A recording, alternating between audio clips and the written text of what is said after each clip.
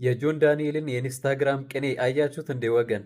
ኦፍኮርስ ጃኒም ጊዜ ማይፈታው የለም ብላ ፖስት አድርጋለች። ነገር ግን ጆን ዳንኤል የመጽሐፍ ቅዱስ ጥቅስ የሆነውን ዘፍጥረት 39 ከቁጥር 7 እስከ 20 የሚለውን ስቶሪ አድርጎታል። እናንተ ቅኔውን ፍቱት፣ እኔ ደግሞ የመጽሐፍ ቅዱሱን ስቶሪ ልንገራችሁ። ኦሪት ዘፍጥረት ምዕራፍ 39 ከቁጥር 7 እስከ 20 ታሪኩ ስለ ዮሴፍ ነው። ዮሴፍን ወንድሞቹ ወደ ግብፅ ሽጠውት ነበረ። ዮሴፍንም የገዛው ጲጢፋራ የሚባል የግብፅ ንጉሥ ነበረ። ገዝቶት ወደ ቤቱ ይወስደዋል። በቤቱ የሚገኘውን ሁሉንም ነገር ሰጠው። እግዚአብሔርም ይህንን አይቶ ያንን ቤት ሙሉ በሙሉ ባረከው። ከዛ ምን ይፈጠራል? የጲጢፋራ ሚስት ዮሴፍን ትመኛለች፣ ማለትም ትወደዋለች። ከእሷ ጋራም እንዲተኛ ትጠይቀዋለች። ዮሴፍ ግን በዚህ ጊዜ ምን ይላል? እንዴት እንደዚህ እናደርጋለን?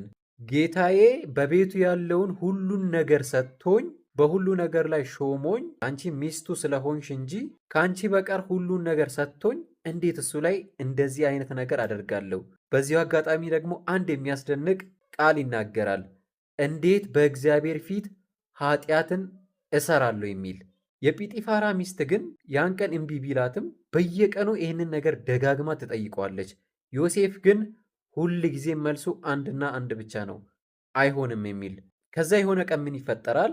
ዮሴፍ የሆነ ስራ ሊሰራ ወደ ቤት ሲመለስ የጲጢፋራ ሚስት ብቻዋን ሆና ያገኛታል። በቤት ውስጥ ማንም ሰው አልነበረም። ይህንን አጋጣሚ ተጠቅማ የጲጢፋራ ሚስት ምን ታደርጋለች? ዮሴፍን ጎትታ አብሯት እንዲተኛ ትገፋፈዋለች። ዮሴፍ ግን በዚህ ጊዜ አይሆንም እያለ ስትጎትተው ልብሱን አውልቆላት ከቤቱ ሸሽቶ ይወጣል።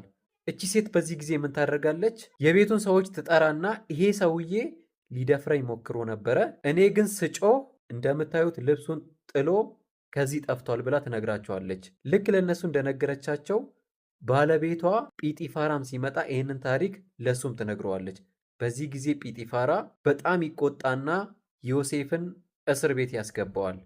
ጆን ዳንኤል ኢንስታግራም ስቶሪ ላይ